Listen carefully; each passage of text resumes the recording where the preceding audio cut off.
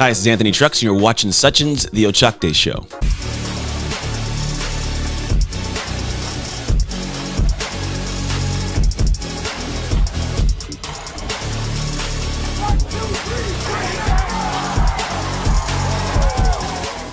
Hello everyone, welcome back to the Ochakde Show. I'm your host Sachin Syal. I'm a 16-year-old award-winning entrepreneur. I'm the co-founder and CEO of 3doshas.com, an Ayurvedic wellness and lifestyle company. If you're new here, this is a talk show or podcast where I interview entrepreneurs and inspiring individuals from all walks of life so we can learn from their stories and level up ourselves. The purpose of the show is to inspire you to go for it, which is what Ochakde means. Today's special guest is Anthony Trucks. Let me tell you some more about him. Anthony is a former NFL athlete, American Ninja Warrior on NBC, international speaker, host of the Shift podcast, author of the Identity Shift book, and the founder of Identity Shift Coaching. After being given away into foster care at 3 years old, being adopted into an all-white family at 14, losing his NFL career to injury, and more, he learned how to shift at a very young age, and now his life mission is teaching others how to make shift happen. First off, before we start, thank you so much for inviting me to your beautiful studio. I love this place. Yeah, I appreciate it, man. It is my humble abode. Welcome to it. Nice, and welcome to the Ochakde Show. How's it going? I'm good, man. Good, thank you for having me. I'm also doing good, and I'm just like, wow, this is happening. And it's real, right? It's real, yeah. And this Cool. place like this and everything is just so nice. Yeah, this is what it is. This is where I do all my stuff every day. Yeah. Okay, well, let's start with the first question. What exactly does it mean to make shift happen, and how can one make that shift? Simple, man. It means to achieve something so amazing. You are overwhelmed with positive emotion. It's kind of that moment where everybody has, the accomplishments done, or you made the goal, you signed the check, whatever, and they had that moment of just, I can't believe it's real. And so for people to have that, to make that shift happen, you have to actually make shifts, which is the internal shifts. It's the way I perceive, to feel, to operate. It's kind of like rewiring. You have to look at things differently so you function and operate differently so you can create something different. Got it. But I know you talk a lot about identity shift. Most people think of it as like a mindset shift. So what does it mean? What is an identity shift? So identity is deeper. If you think about mindset, there's a way that we have a functional thought process, right? But your identity, it encapsulates everything. It's your optimism, your pessimism, it's your ego, it's your personal beliefs, it's your thoughts, it's your habits, it's who you are when you aren't thinking about who you are. And mindset folds into that. So if you explain it like your identity is like a big burrito, okay, the mindset's like, it's like the meat in the burrito. There's still rice and beans, there's all this stuff. Yeah. And so where people go, I gotta have a strong mindset and process and think, when it's who you are to operate at a certain level, you're not telling yourself, I got a great mindset. You're like, no, I've worked too hard for this. It's who I am to do this. I'm the one that makes these calls. I'm the one that doesn't give up. I'm the one that follows through. I'm the one that comes into a guy's house and do a podcast. You know what I mean? Like, yeah. There's a certain part of who you are, and you don't go, okay, you can do it like all day long. It's just, sometimes it's a natural flow. And people come to you and go, man, how do you do it? You go, I don't know, it's just what I do now, right? Yeah. When you get to that level, that's where identity fits differently than mindset. Okay. But how can one actually okay, so I get that, Mm-hmm. but if you already have an identity, I have an identity, I'm a student, So do I. I have my business and all that stuff. How, Yeah. how can I shift that? What if I just like it how I am? You can. So think of it this way. Your identity is a collective mound. It's multiple pieces, right? There's an identity of who I am or who you are as a student, as a son, as a podcaster, as a friend, right? As a colleague, different pieces. And so the way I may express myself with you is different than I would with my wife, or with my kids, or in my business. And so the idea may be, you know what, I want to adjust the way that I identify with difficulty. Maybe I want to overcome things differently, or maybe I want to not get angry all the time at some things, or I want to be more communicative. And so there are little segments you can look at improving, right? That's the first part of it. The second part is if you think about how we already do things, right? Let's say when a situation occurs that could be problematic for somebody else, well, it's not that much of a problem for me because I'm wired differently. Well, how do I get wired differently? Well, I had an experience in the past that I went through and navigated, and so now I see it a different way, or I experience it a different way. So I'm wired to not have that shut me down. Like other 15-year-olds would freak out at the idea of going to some other guy's house that they don't even know and doing a podcast. Yeah. Whereas for you, I'm excited, right? Yeah. Some of the kids what are you talking about? You crazy? Right? Yeah. The difference is you're just wired differently. Okay. Because of past experiences. And so, yes, I'm who I am now, but I shouldn't be this exact same guy 10 years from now. You shouldn't be the exact same kid 10 years from now. And so the idea is, how do we as opposed to reactively, life happening. How do we proactively decide what areas I want to increase or improve in my identity? And I elevate those spaces. And it's usually done through experience. I subject myself to situations intentionally with the desired outcome of having confidence or self-esteem or a skill set in this new area. So now it becomes something where I might have been deathly afraid of, I don't know, skydiving, but I've experienced it 1,000 times. I could teach it now. That's the different situation. Yeah, that makes sense. Yeah, and I agree with you. But let's talk about your book, Identity Shift. Do you think that book is like good for teenagers? Because I have a big teen audience. Yeah, it is, man. Well, if you think about it, you're in this window of time as a guy named Eric Erickson. Does a lot of work in identity. He's an older guy. He's passed already. Okay. And there's different levels of social structures and ways our brain works. And so there's actually this area. It's called identity versus role confusion, and it happens around the age of like 14 to 16, which is I know who I am, but now I enter this broader space of the world. Where do I fit? Like, what exactly do I do? Who am I? I know I'm the son or I'm the student, but now it's like, well, I gotta get a job, or I gotta drive, and I gotta show up in different. I'm expanding. It's like I knew who I was, but now I'm like, where does who I am fit in this world? And so for your audience, you guys are listening right now, that realm is now. So the book actually shows you how to do opposite of what most kids do. Most kids go, all right, hang on for dear life, and they navigate things as they just happen. The girlfriend, the boyfriend, everything goes crazy, or the mom and dad do this, and I get good grades or get bad grades, I go to this college, and the next thing you know, you're 25 years old going, I haven't been in control of anything. I've just been going like a leaf in the wind. Yeah. Whereas the book can step back and go, okay, great, let's think through who you are and pay attention to certain situations and go, you know what? I feel like this wants to drag me here, but I don't want to go there. I don't want to be this person. I don't want to have this set of beliefs. I don't want to think this way. I don't want to have these kind of habits. I know I want to be a podcaster or another award-winning entrepreneur at a high level. You want to be in the Forbes 30 under 30, right? Yeah. So if that's the thing, if you do like the rest of kids do and just like a leaf in the wind, you won't get there. But the book will show you how to go in and go, I'm going to have some intentionality behind how I show up so I can actually get to the place I want to in the future.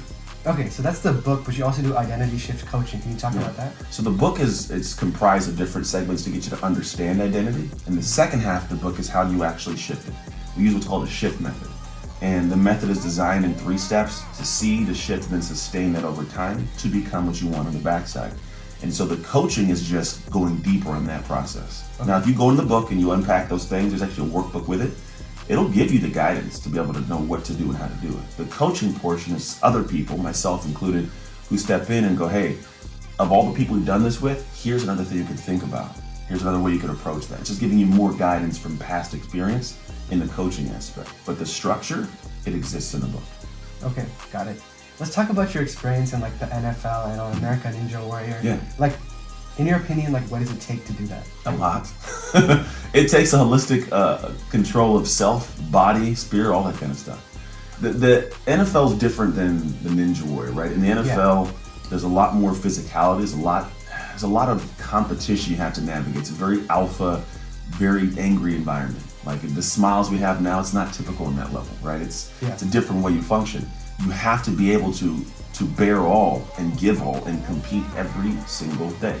And deal with people making fun of you, ridiculing you, bagging on you, celebrating you one day and then telling you you're trash the next day. It's just the nature of that world, and it's very emotionally unsettling if you're not prepared for it.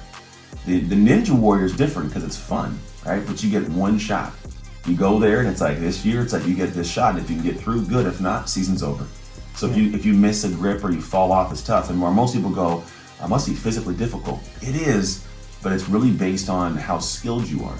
Both in football and the Ninja Warrior world, the skill it's the stuff you do in the dark that you prepare to do in the light. When the lights are on, if you do the right stuff in the dark, whether it's football, lifting weights, playbook, watching film, or Ninja Warrior, training, practicing, when you show up to the lights of the field or the show, if you've done dark work, like prepare yourself, you'll shine at high levels in the light. Sorry, I don't know if I missed it, but can you explain what dark work is? Oh yeah, dark work's, you ever heard the statement of what you do in the dark comes to the light? I think so. Yeah, but usually it's a negative connotation. It's this thought of, if I do something bad, the world's gonna find out. The way I look at it too, it's like when you look at what you've done in the dark, right? It also allows you to shine in the light. So what you do in the dark can also be great, so you can shine in the light.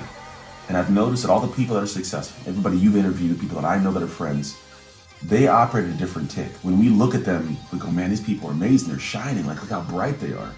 And I find that in order for you to shine, you have to have done dark work. The stuff that was unseen, unsexy, unsupported, difficult. It's you and a computer or a book or a pen and paper in the background. No camera, no one high-fiving you, just almost drudgery. And because of that, when you show up to do things in the world's view, there's this mentality of, I have done too much work in the dark for you to take what's mine in the light. Like, I'm gonna get this. It's this different guttural sense. And when you have to like really gear up for something, you need what's called dark energy to power your shine, right? And that dark energy is what allows Kobe Bryant or Michael Jordan to operate, right? When they're out in the court, it's getting tough. They don't go, come on, man, you can do it. No, it's like it's a deep dig. And they're pulling from a place of this mentality. It's a dark energy that goes, I've been shooting for hours in the gym. I've lifted weights when you weren't lifting weights. I got double workouts when you got one, I got two every day for the last 6 years. You don't get to beat me. And they dig into that, and that's how they become the all-stars, the champions, they get the rings. It's because they did this dark work that allowed them to shine the light. And that dark work, there's an experience to it. So earlier we were talking about it's how you rewire yourself. It's how you're wired to do things. That dark work is what wires you differently so you can shine at that different level. Got it.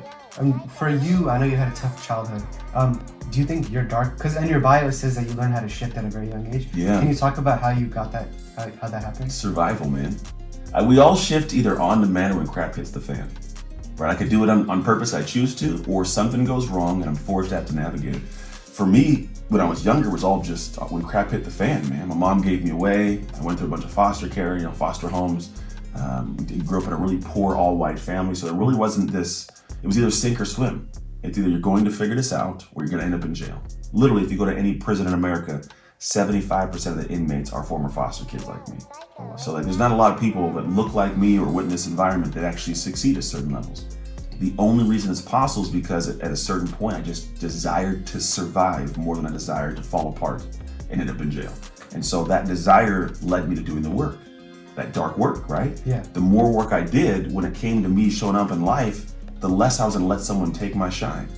Like, I'm gonna get this job. I'm gonna get the girl. I'm gonna get the starting spot in the football team. I'm gonna get these grades right. Like, I've done too much for the last 3 years, 4 years, 5 years, 6 years, 10, 12, 15 years for anyone to take what's mine already. I've been working for this, right? Mm-hmm. That just little by little, or I call them dark work deposits, allow me to take out my investment of confidence, self-esteem, and skill. Got it. Well, these are the last two questions that I asked all my guests. Mm-hmm. The first one is, what's your best advice for teens? Oh, best advice for teens, man. It's a good one, man. Here's what I would say. I'm sure someone said it. Do a bunch of craziness. Like, it's seriously, go try the weirdest, dumbest things that people go, what are you doing?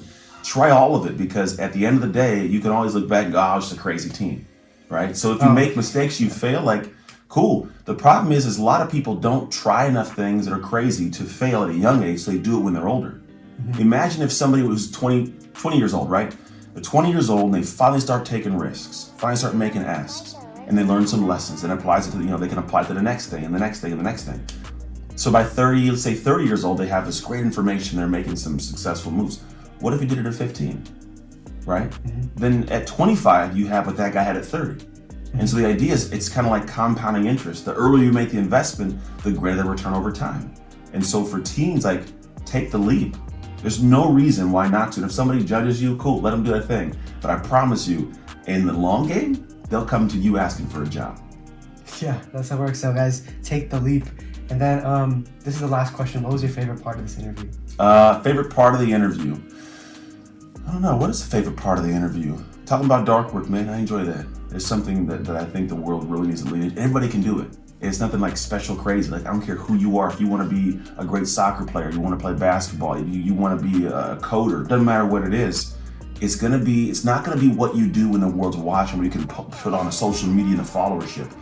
The people that we watch now, that we are enamored by, that we love, are people who have windows of time we didn't know who they were, what they were doing.